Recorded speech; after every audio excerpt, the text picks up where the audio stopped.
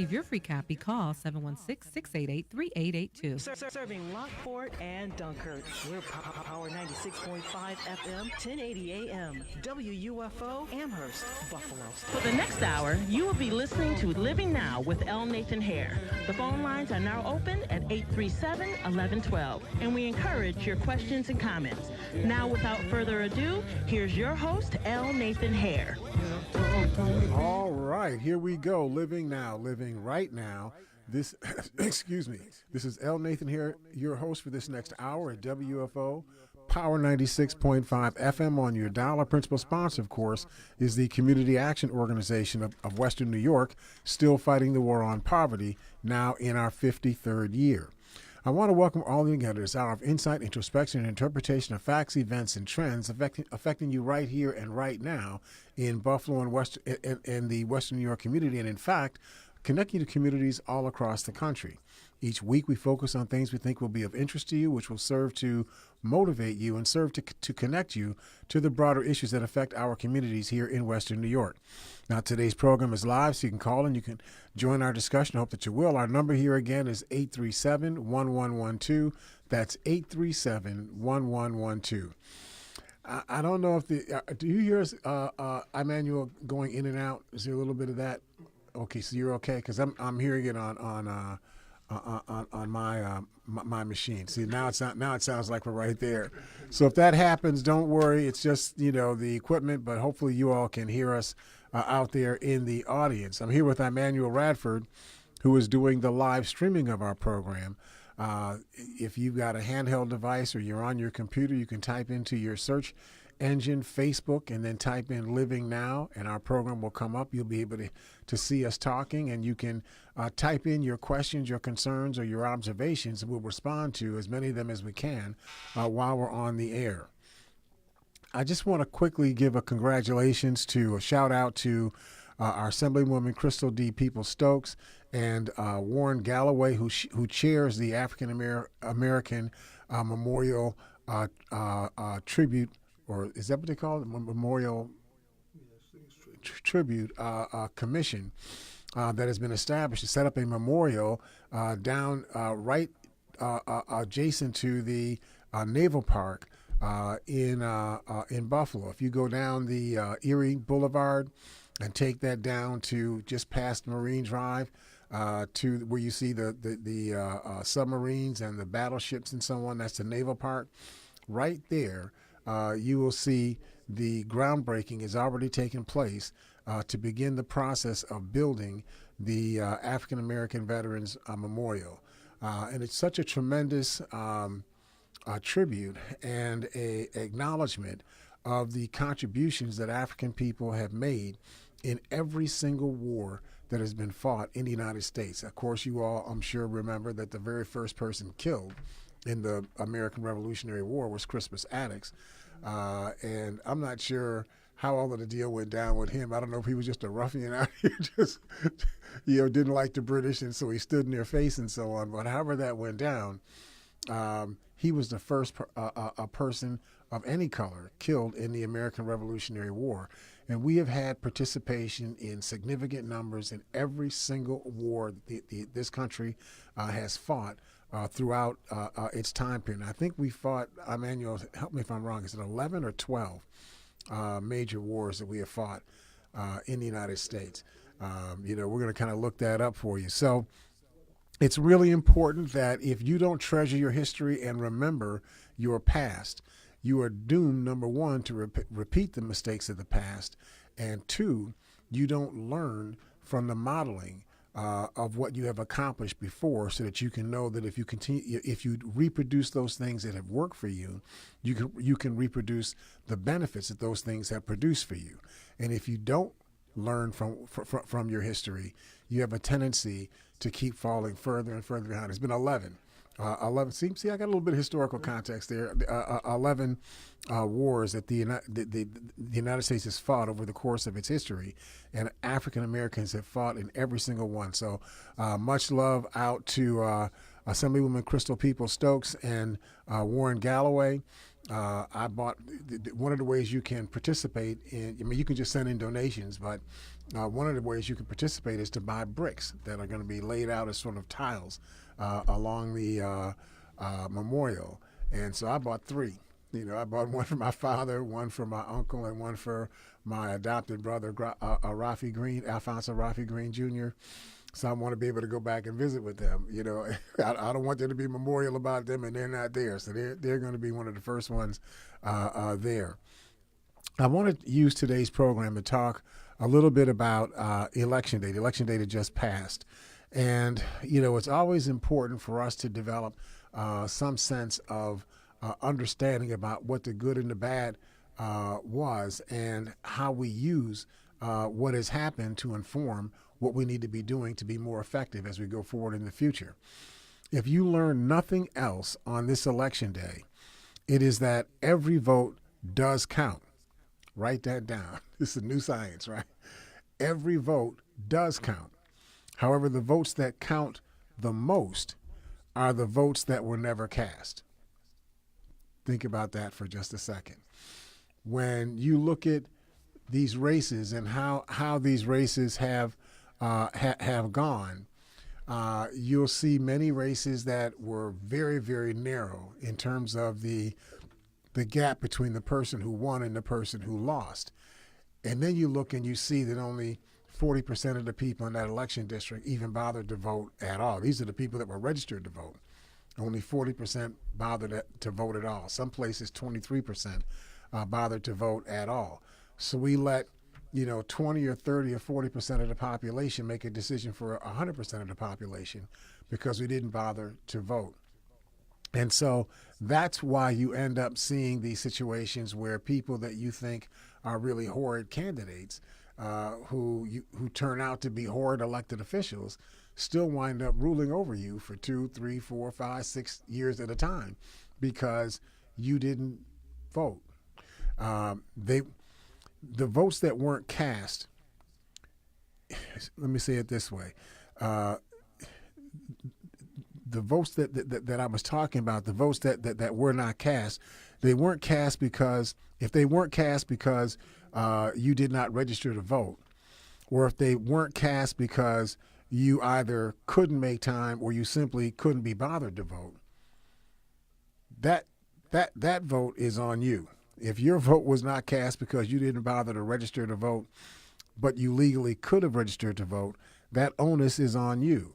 If you wanted to see Stacey Abrams, the candidate for governor of Georgia, win in that race, if you wanted to see Andrew Gillum win in the race for governor in Florida, if you wanted to defeat an extraordinarily racist and persistent liar in the senatorial race in Texas, if you wanted to see the defeat of the anti-union, anti-education, and anti-healthcare governor in Wisconsin, or if you wanted to see the defeat of the already indicted and likely soon to be convicted congressional candidate in New York State's 27th congressional district, and you did not register to vote despite your legally being able to, you share some responsibility for these adverse electoral outcomes.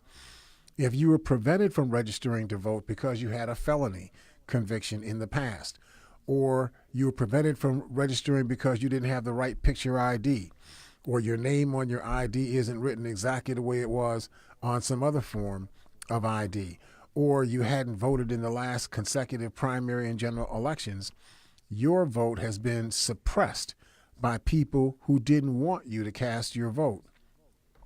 Those of us who can vote should identify every elected official who has supported the suppression of the votes of people similar to you and vote as a block against every one of them. If you tried to cast your vote but couldn't because you didn't have the right picture ID, or you couldn't because you were told to go to the wrong polling place, or officials closed the polling place that you normally went to, or the elected officials, when you came in to vote, refused to let you vote, you are the victim of voter suppression.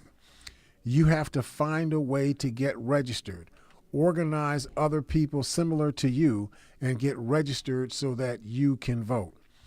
But the most difficult pill to swallow for me during the course of this election season is the people who were registered to vote but didn't vote because they were too cool, because they couldn't be bothered, because they were smarter than the rest of us. You all know these people. You're in the barbershop with them. You're sitting on the porch with them. They're at your kitchen table with you at Sunday dinner, right?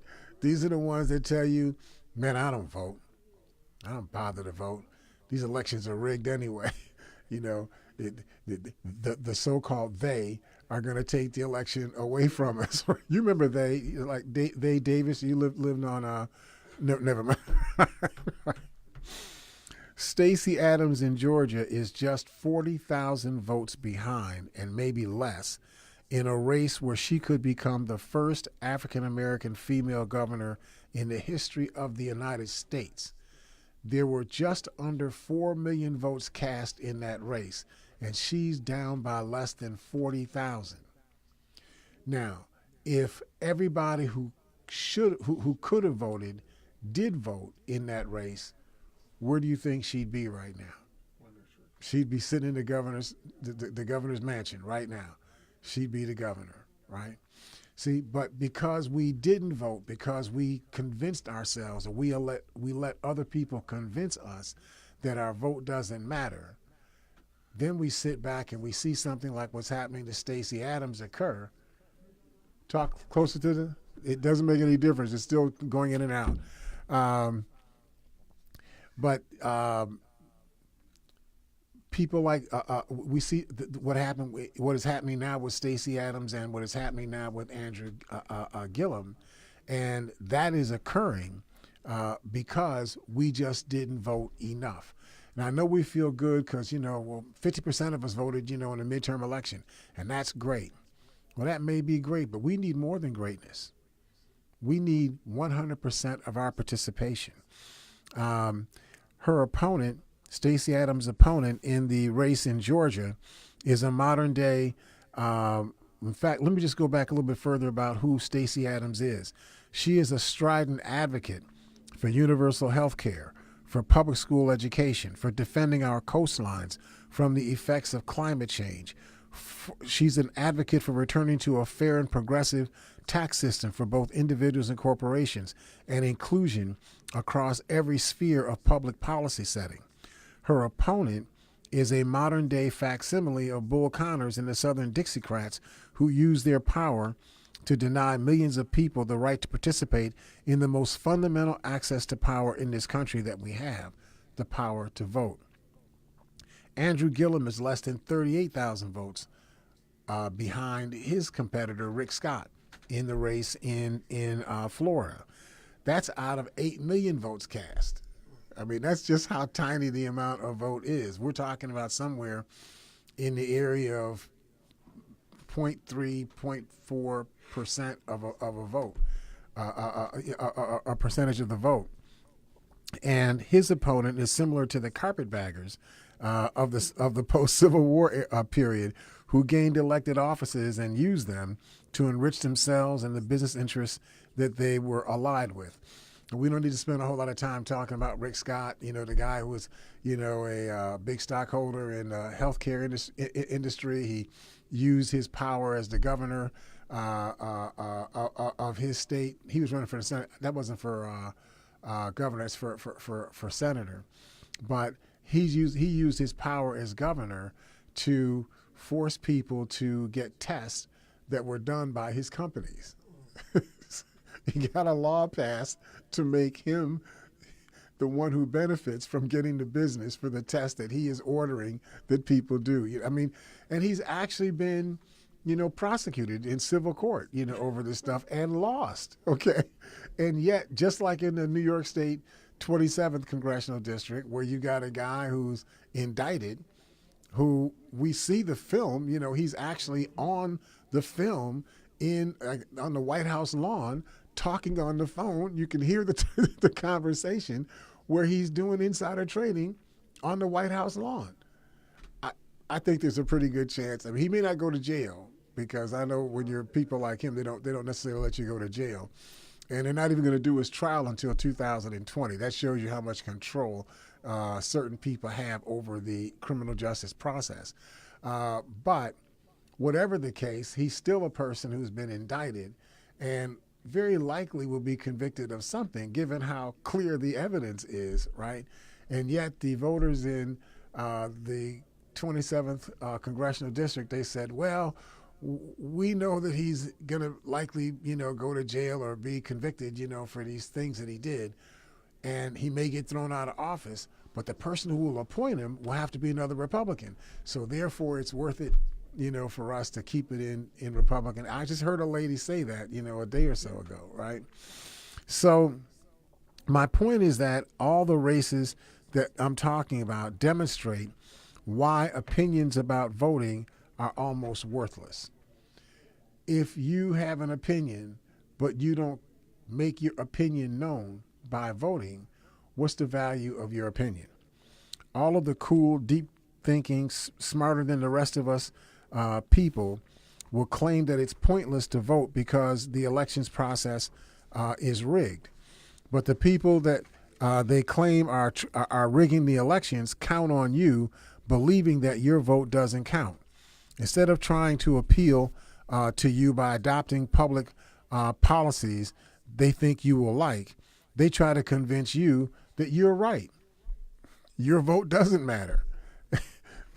Then you don't bother to vote or even register to vote, and they win.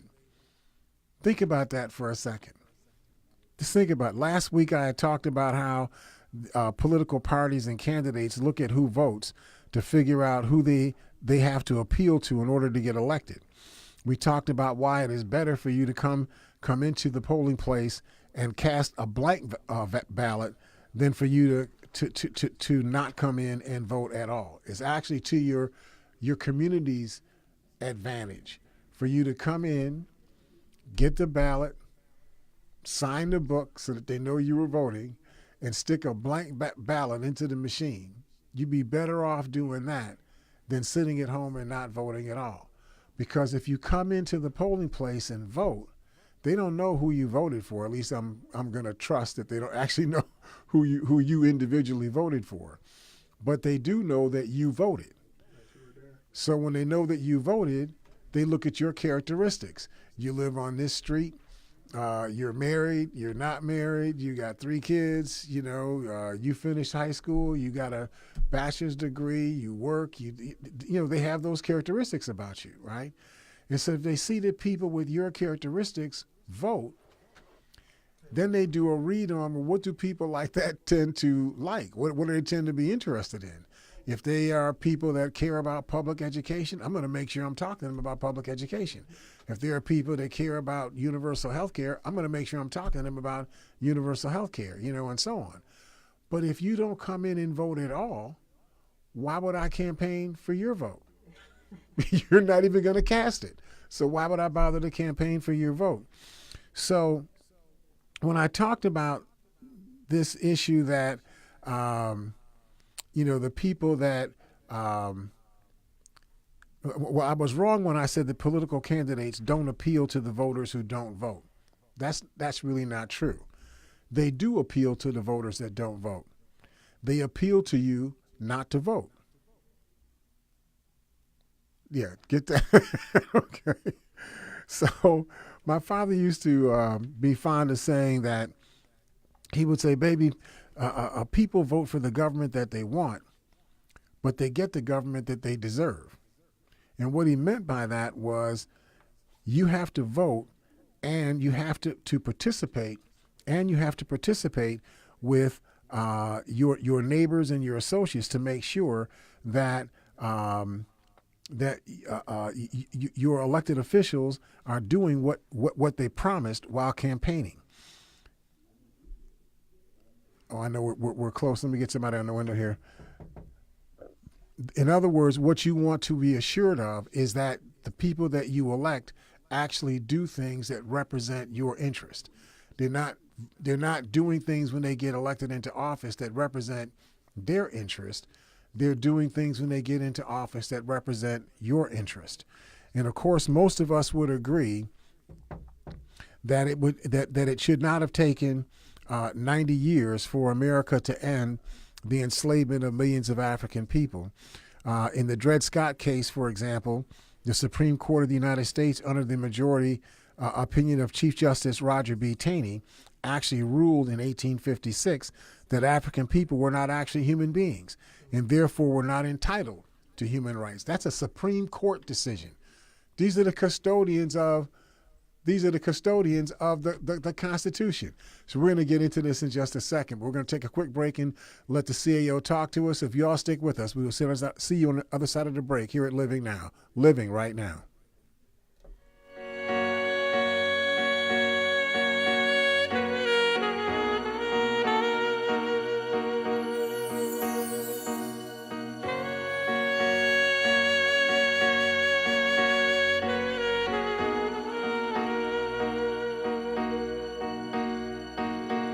Do you want to increase your home's value? Do you want to lower your energy bills? Are you in need of affordable financing for your next home improvement project? The CAO Home Improvement Resource Program can help. Just come to their monthly HIRP orientation session every second Wednesday of the month at 564 Dodge Street, Building 400. HIRP staff will help identify the resources you need to get financed, and they'll even help you with completing your application. You won't know what you qualify for until you call them today at 881-6543. That's 881-6543. Learn about all the home improvement programs you may be eligible for and ask about the affordable financing program that can help turn your house into your dream home. Call 881-6543 for more info. It's the Home Improvement Resource Program, restoring value to neighborhoods across Erie County, one house at a time. Brought to you by the Community Action Organization of Erie County. All right. There we go. So it's the reality of change, right? So we get mad and should be mad that something that's so fundamental as our right to exist as human beings, as American citizens in this society, is constantly being challenged on the idea that somebody's a good old boy, or this is the way things, used to be. It takes time for things to change. I mean, if I rob your house, or I rob your bank, right, or I steal your Social Security and so on, you wouldn't be talking about me. It takes time for things to change. You're gonna throw me a bone back, 50, 60 years from now. Why is that being talked about my rights to exist as a human being, as an American citizen? Why don't I get those instantly? The moment I was born, didn't those rights appear to me? If you took those rights away from me, you are stealing something from me that belongs to me. I shouldn't have to go through a 90-year process to get something that was mine the day I was born. But my choices are either I go through the voting, electoral, coalition building process to try to get change that's correct, that will give me the place that I ought to have in the American society, or I'm going to have to go to war. Now, there's 330 million people in this country. There's 45 million African people in this country. That doesn't sound like a good bet. So it may be better for us to go through the advocacy route and the electoral coalition route than it is for us to be out here with these little pipsqueak guns and whatnot talking about we're going to fight a war against America. We have a caller hang on. Let me get that call real quick. Or two callers hang on. Let me get that first call. Hi, caller, are you there? Yes, good morning, Mr. Hare. Hi, Mother Dora. How you doing? Okay.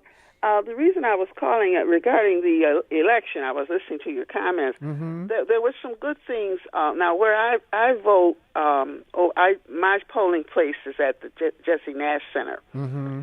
And when I went in for the election last week, a lot of older women worked there. And the first thing they told me was that they were just smiling because they said they have never seen the number of young people that came in there on Election Day. They had not seen that before. That is great to hear, yeah. And the other thing they said to me is that a lot of people who had their names on the book, they saw more of those people coming in. Those are older people. Mm-hmm. And when I was, and so that was very good news. And then as I was getting ready to leave, a young man came in, and he wanted to vote, but he didn't know what to do. He didn't know the process, so they had to instruct him. So I wrote an article in the Criterion. It's out now, called "Highlights of the Election," and I noted those things because they were just excited that they saw more young people coming in, and these ladies have been working there for a long time. And I heard similar remarks. I know we didn't, maybe as a whole city or nation, come out maybe like we had wanted to see and we should have seen, but those little bits of positivity, to me, I thought was good. And I think we just have to do more. I think we need to do more to teach people, especially the younger people, on the process of voting, why it's important. And I don't know whether you know it or not, but do they have civics classes or something on that? They don't anymore. Level in the public schools. Yeah, they don't anymore. Well, they have them as electives, but they're not a required course. Where when you and I were kids, it was a part of almost every course you took. They gave you some part of the curriculum. I think that's something, and we have a board of election coming up where all the board seats are up. I think that's something that needs to be raised. I think it should be mandatory. Yep. And I don't think people should even come out of the senior high school unless they have had that course, because I think it's a real need. So just kind of wanted to share that information. I pointed that out in my article as well. Yeah. But good to see you. See you Saturday night. Yeah, too, Mr. absolutely. It was good to see you. That was a tremendous affair at the Urban League. It was. Gala. I think I gave you the names of the. Did I give you the names of the winners of the education contest that I had? You did, but give it to me again. Yes. Now this was the one on education in Buffalo. The first place was Veronica Golden. Right. Second place was Candace Young. Third place was Sean Fagan. And honorable mention is Cynthia Harbin. This time it's all ladies. But their essays were so good. Matter of fact, I stated this in the Criterion. I plan to send copies of their essays to some of the Board of Education members because they really had some good ideas on how, and they were new and different on some ways, possible suggestions on how to improve the school system. So I congratulate them. And if people want to come by, the awards program is Wednesday. Okay. At 5 o'clock at the Meriwether Library. And they can come in. They're going to read their essays. And also I will be introducing the next essay contest. I don't rest on my laurels, Mr. You don't. Hare. You don't. You're moving. always doing it. That's right. That's right. And we definitely look forward to it. I appreciate your program. I just wanted to add that little bit of information. Absolutely. Thank you, Mother Doyle. Appreciate it. All right. Thank you. Thank you so much. I mean, we just got to keep moving this thing, I mean, every year that we have a vote, we should try to be trying to do better than we did the previous year. We have another caller hanging on. Let me grab that call real quick. Hi, caller. Are you there? Good morning, Nathan. How are you? Hey, Bob. How you doing? Very good. I wanted to know that I went and voted, and I ended up voting for myself 7 different times. I didn't have any opposition in the columns that I voted for myself, so you're absolutely right. You should give them something to think about, but I really don't think they care much. And when I'm voting for state senator, for example, and there's only one name on the ballot, Right. I don't really get representation, so to speak, because I don't have a chance to vote for somebody other than myself. And I'm not going to do Donald Duck or Daffy Duck or Mickey Mouse. That doesn't count at all. And I just want to make one other comment. I don't think people really understand the system, especially people, say older people, for example. I listened to Joy Behar make a comment on the federal elections when it came to senators and talking about gerrymandering. And, it's only 2 senators per state, and it's the whole entire state that votes for the senator. And Right. there's no rigging to be done because it's the whole entire state, which Right. is why I'm really disappointed with some of these people that they really don't understand how the system works or how it's set up. But I just wanted to make the comment to you that I did vote for myself 7 different times, and you have to spell out your name completely and fully for it to be registered. But that's neither here nor there. I was disappointed that I don't think I saw Judge McLeod on the ballot at all. But I think he would have been running for the city. So right. If just you wanted to if you make didn't that live in the comment city, known. you wouldn't see his name on the ballot. But he was on the ballot, I believe, for a city court judge. Yep. City court judge. Yep. I'm not part of the city per se, but Right. I did look, but he wasn't there. I just disappointed. So many people are. You don't have much of an option anymore. It's not like two people are running; it's just one person, and the parties make their own decisions who's going to run per se. I know there's primaries, but if you're in one party or the other, you don't get to vote in that primary per Right. se, and it's just really a shame. We don't get much of a choice anymore. What we get is what the bosses decide we're going to get, and that is really disappointing. So I'll hang up, and thank you for your program, and it's very informational. All Have a right. very nice day, Nathan. Thanks, Bob. Happy Veterans Day if you're a veteran as well. And so we have to accept the reality that because this is a republic, in which you have majority rules with certain constraints, right? So you have a Supreme Court, you have Electoral College, and so on. So it's not absolutely majority rules, but it is close to majority rules on just about everything. And the consequence, of course, is that the people that already have tend to be the people that are most entrenched in the electoral process. They're the ones who are most entrenched in the infrastructure of how to get themselves elected as candidates, and therefore being able to control public policy. And so I was giving the example that even though the country was formed in 1776, it took 90 years for America to end the enslavement of millions of African people.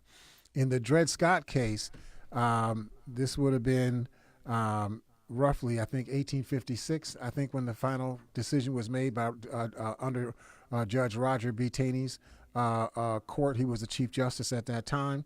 The Supreme Court of this country actually ruled that African people were not actually human beings and therefore were not entitled to human rights. 6 years, however, 6 years later, a political consensus formed, empowered by people's votes, that the American institution of slavery was debased at its core, and determined that this system had to be torn down. This led to the Civil War, in what many would call the final battle of the American Revolutionary War. It took another 90 years from 1865 to 1954, excuse me, from 1865 to 1954, for America to accept the principle that separate but equal, 1857, okay, I was close, excuse me, that the American, that the separate but equal principle in public institutions was morally depraved, and ended this legal apartheid system in 1954 in the Brown versus Board of Education case, in that Supreme Court decision. Now, it shouldn't have taken 90 years for us to understand that if we have a swimming pool that's paid for by the public, I'm part of the public, and I live next to the swimming pool, I should be able to go and swim in that public swimming pool, right? Shouldn't have taken 90 years for us to get that done. It should have taken 9 minutes for us to get that, just along with the drafted decision, right? That should have been okay, right? It shouldn't have taken 90 years for us to eliminate poll taxes and grandfather clauses and things like that that prevented people from being able to register to vote or being able to vote. It should not have taken 90 years to get people to stop discriminating against people applying for an apartment that they had the ability to be able to pay for, and that sort of stuff. But if we didn't go through the electoral process and keep fighting and fighting and fighting our way through, we would have had to go to war to get those things done. And if we go to war to get those things done, the consequences of going to war, A, may not have gotten the outcome that we wanted, and B, the damage that would have been done would have been much more irreparable than what has been done since. So we really have to continue to fight. It took another 11 years after the Brown versus Board of Education system, even after they said that apartheid was illegal in this country. It still took another 11 years to pass into law the principle that every age eligible person in this country has the right to vote, the fundamental right to vote. So the Roosevelt New Deal legislation, the Brown versus Board of Education decision, the Civil Rights Act of 1964, the Voter Rights Act of 1965, and the launch of the War on Poverty ended the rapid concentration of wealth in the hands of the most wealthy in this country, and an expansion of the middle class and economic and social safety nets. People voting to protect the human needs of our public got people into office who were willing to support these transformational and this transformation of our society and reducing the amount of income inequality and wealth inequality in our society. But of course, the New Deal came about because we had 4 or 5 million people that fought in World War II who came home to no jobs, right? All of a sudden, those voters said, and their families said, you got to do something about that. And guess what? The elected officials said, well, if we're going to stay in office, we better do something about that. So, we got expansion of Social Security, we got expansion of the GI Bill, we got expansion of the program to give people access to low interest mortgages, and so on. I mean, a whole range of things came about as a result of the New Deal. The Tennessee Valley Authority, all those things came about. Public works employment, came about as a consequence. In addition to that, African people began to push. They fought in tremendous numbers in World War II. They're saying, why are we over here fighting in Germany and in Italy and in France and North Africa and, Spain and all these different places? Why are we out here fighting for these people? And you all are treating us as if we're dogs. Like we don't count. Why are we fighting for you and you fighting against us, right? And so that led to some changes. The Eisenhower administration, even though he was not a tremendous fan of racial equality, he was a fan of getting elected. And so, right? And so he began to sign off on making sure that African veterans got and soldiers got the same benefits that white veterans and soldiers got, and so on. And that led to that Brown versus Board of Education decision that ultimately led to the Civil Rights Act of 1964 and 1965, because Africans were pushing throughout the 50s and the 60s to get change, in this country. And because they were pushing and got more and more room in terms of being able to be allowed to register to vote and then to vote in high numbers, then more people got elected who were willing to support a more egalitarian, equality-based society, and the rest is history, right? The War on Poverty came about, and poverty reduced from about 23% of the people in this country in 1960 living in poverty. By 1970, only 12.7% of the people in this country were living in poverty. Now, the poverty rate has kind of hovered around that number for all of the next 40 years, right? So we've got more work we need to do to deal with this poverty issue. But it's really important that we understand that the only way we're going to be successful in getting our group needs met is if our entire group votes as a group in the group self-interest. That doesn't mean that every single thing you're going to vote on, you're going to have the same opinion about it that I'm going to have about it. But you got to be willing to support the fact that people need to be able to vote. Right? You got to vote for people that will allow the rest of the people to be able to vote. And being able to vote is not just being able to register to vote. People are being denied the ability to register to vote because, you had a criminal conviction, some time ago and so on. That should not be preventing people from being able to vote. In Florida, we're talking about something like 1.7 or so, or was it Georgia? Either Florida or Georgia, I forget which one.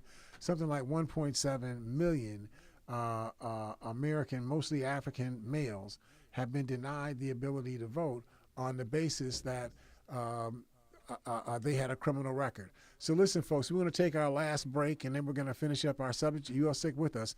We will see you on the side of the break here at Living Now, Living Right Now. Do you want to increase your home's value? Do you want to lower your energy bills? Are you in need of affordable financing for your next home improvement project? The CAO Home Improvement Resource Program can help. Just come to their monthly HIRP orientation session every second Wednesday of the month at 564 Dodge Street, Building 400. HIRP staff will help identify the resources you need to get financed, and they'll even help you with completing your application. You won't know what you qualify for until you call them today at 881-6543. That's 881-6543. Learn about all the home improvement programs you may be eligible for and ask about the affordable financing program that can help turn your house into your dream home. Call 881-6543 for more info. It's the Home Improvement Resource Program, restoring value in neighborhoods across Erie County, one house at a time. Brought to you by the Community Action Organization of Erie County. All right, welcome back to Living Now here at WFO Power 96.5 FM on your dial. This is L. Nathan Hare here with Emmanuel Radford, who's doing the live streaming of the program. We got about 10 or 15 minutes. So if you want to get your observation, your questions, or your concerns in, you can type them in by typing in Facebook on your search engine, then type in Living Now, and the program will come up. We'll do the best we can to respond to your concerns. You had an observation? The question is, why do you think people don't vote? Like, what is the stigma behind the younger generation not wanting to vote?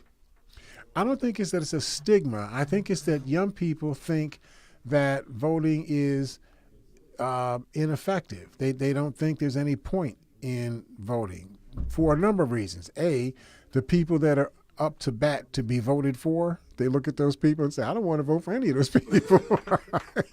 I mean, let's be honest, if you don't feel like voting for any of those people, you don't bother to vote at all. What I'm trying to get young people to understand is you would be better off to come to the polling place, take the ballot, sign in on the book, right? So you're registered and you're a participating voter, and put a blank ballot into the machine. At least they would know that a person 22 years old, 26 years old, 29 years old, male, female, these kind of characteristics, lives in this neighborhood, they came in to vote. Then when the people are trying to campaign to run for office, they get their ideas about what to campaign on from the people who are going to be doing the voting. They don't get the ideas from themselves. They get the ideas from you as the voters. So as they read what young people are interested in, they like net neutrality or whatever, the thing is for the day, then they're going to design their campaigns around promoting things that they think that you are interested in, even if you didn't vote for them. But the fact that you showed up to vote at all means they're going to be trying to take your pulse, and whatever they think you're interested in, that's what they're going to get behind. But I want to help you to understand how this works in a larger macro sense in this country. I told you in the 1920s, we had the Roaring Twenties, right? In the Roaring Twenties, that was the end of World War I, and America was the fat cat country. Everybody else had been all devastated from the war. So money's just rolling for those people that had ownership of manufacturing, and shipbuilding and that sort of stuff. They just getting money like it's going out of style, right?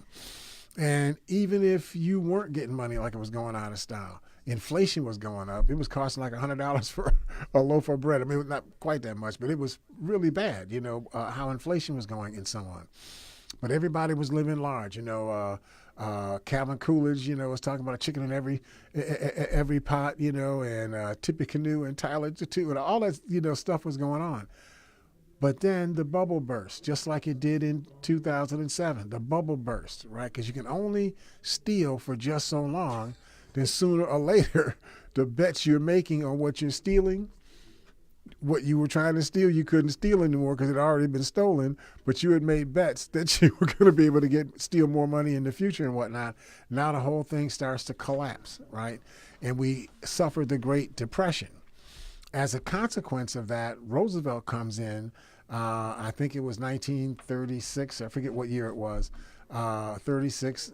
It might have been a little bit earlier than that, maybe 32. Yeah, right. Yeah, Franklin Delano Roosevelt comes in, and of course, his goal is to try to get the country back on its feet again. So he begins to make investments, in the country.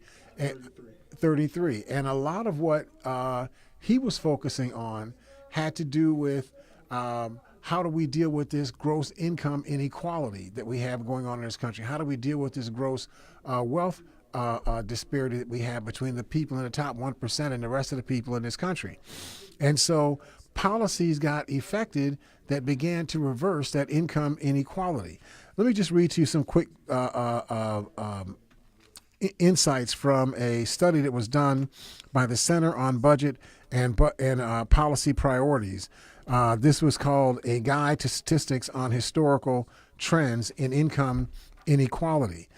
He says the broad facts of income inequality over the past 6 decades are easily summarized. The years from the end of World War II into the 1970s were one of substantial economic growth and broadly shared prosperity. This is because people were really voting their group interests, because their group interests were reflected in the fact that the country was devastated by all of the cost of World War II. You had all of these veterans that had come home that needed to have some place to be able to work and support their families. You had African people who had been denied the right of personhood, let alone citizenship, in the United States, who were making their voices heard and so on. And so policies began to be affected during this time period. And these policies turned into substantial economic growth and broadly shared prosperity. This was the New Deal period where the country's elected officials were responding to the needs of millions of World War II soldiers and their families, and to a lesser extent to the need for better fairness in the rights and opportunities available to African Americans. Incomes grew rapidly and at roughly the same rate, and up and down the income ladder, roughly doubling in inflation-adjusted terms between the 1940s and the early 1970s. The income gap between those high up the income ladder and those on the middle and lower rungs, while substantial, did not change that much during this period. Beginning in the 1970s, however, income growth slowed and the income gap widened. Income growth for households in the middle and lower parts of the country, lower income levels of the country, slowed sharply, while incomes at the top continued to grow strongly. The concentration of income at the very top of the distribution rose to levels last seen in the at the end of the roaring 20s. Wealth, the value of a household's property and financial assets minus the value of its debts, is much more highly concentrated than income. The best survey data show that the share of wealth held by the top 1% rose just under 30% in 1989 to nearly 39% in 2016, while the share held by the bottom 90%, just get that, the share held by the top 1% rose from 30% in 1989. It rose to 39% in 2016. But the share held by the bottom 90%, in other words, almost all of the rest of us, fell from just over 33% to just less than 23%. In other words, the people who the people who controlled our government led the enactment of policies that resulted in the bottom 90% losing 25% of their wealth, and that wealth being transferred to the top 1%. How did they do that? Through taxation, reducing taxation. Remember back in Eisenhower's era, the top income tax rate was something like 91%. By the time we got done with the Ronald Reagan era, the top income tax rate was somewhere around 28%. Yeah, big time, right? I mean, this is just, this rapid transfer of wealth from the middle classes and the lower classes to the top 1% was just rampant during this time period. but because they were talking that, we're American nationalists. We're going to protect you from being overrun by those black and brown people that are migrating into the country, immigrating into the country, trying to take power in the country. We're going to prevent that from occurring. We're going to continue to be a Caucasian, Euro-American dominated country. That's who we're going to be. We're going to fight for you. And because there were so many people that bought that line, oh, they're fighting for me, they were willing to accept things that were being done that were actually not in their interest. So the people that are in the top 1%, they're looking for places where they can snatch more wealth or snatch more income. The people that are in the middle 50%, they're just looking for a place to work. Right?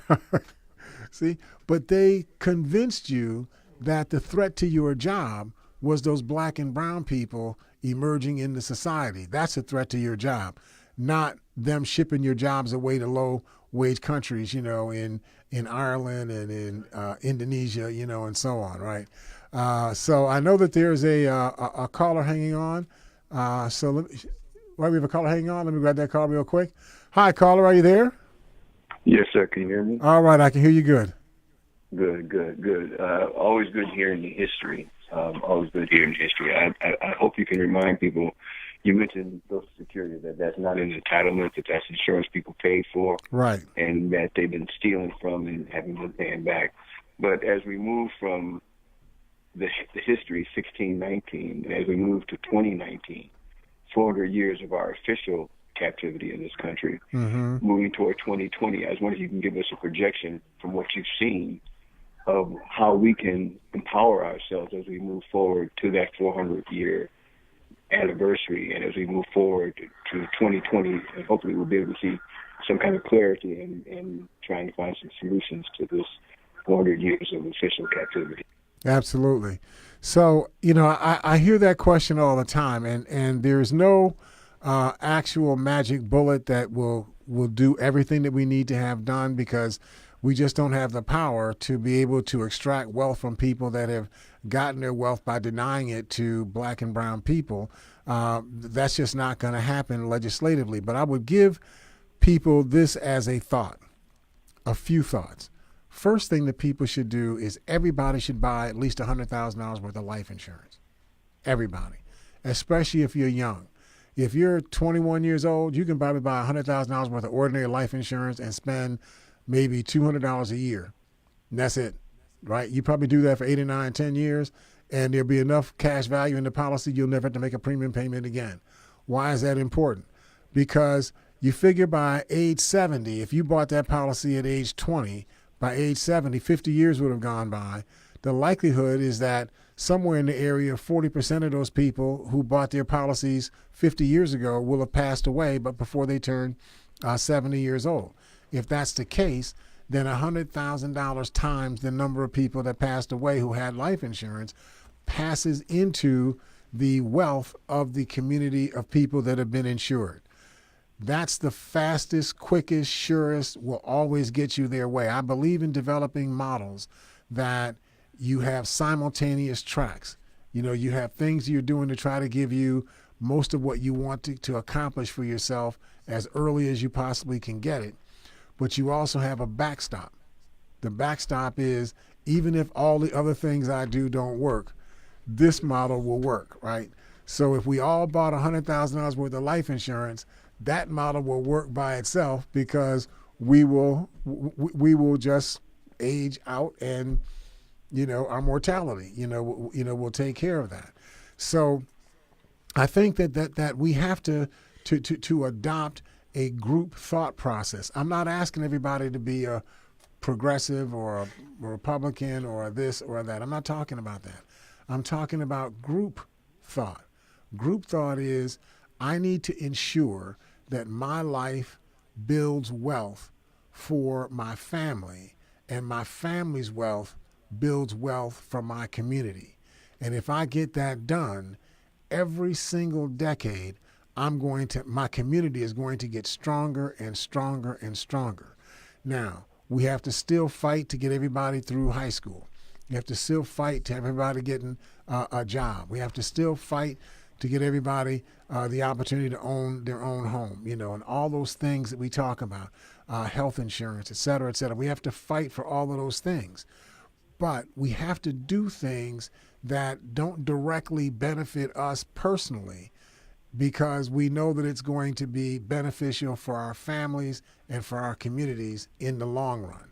I hope that makes a little bit of sense for people. I just want people to understand that because we have not been diligent and paying attention, we have allowed people to seduce us into thinking that we should not vote, that our vote doesn't count, that the Donald Trumps of the world are going to win no matter what we do. So then we just don't bother to register to vote, and we don't bother to vote.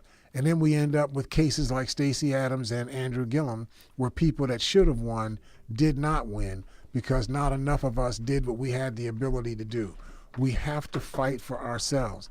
We have to fight for ourselves, even if it doesn't look like we're going to win the fight.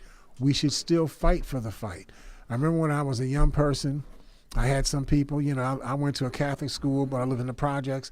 So other people didn't go to the Catholic schools. There was always an issue because I'm in one set of people, they're in another set of people during the course of the day.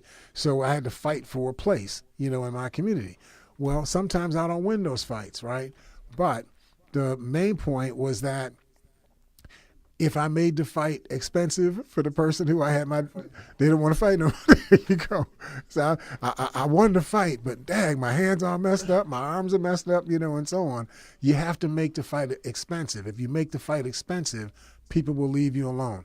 So listen, folks, we have got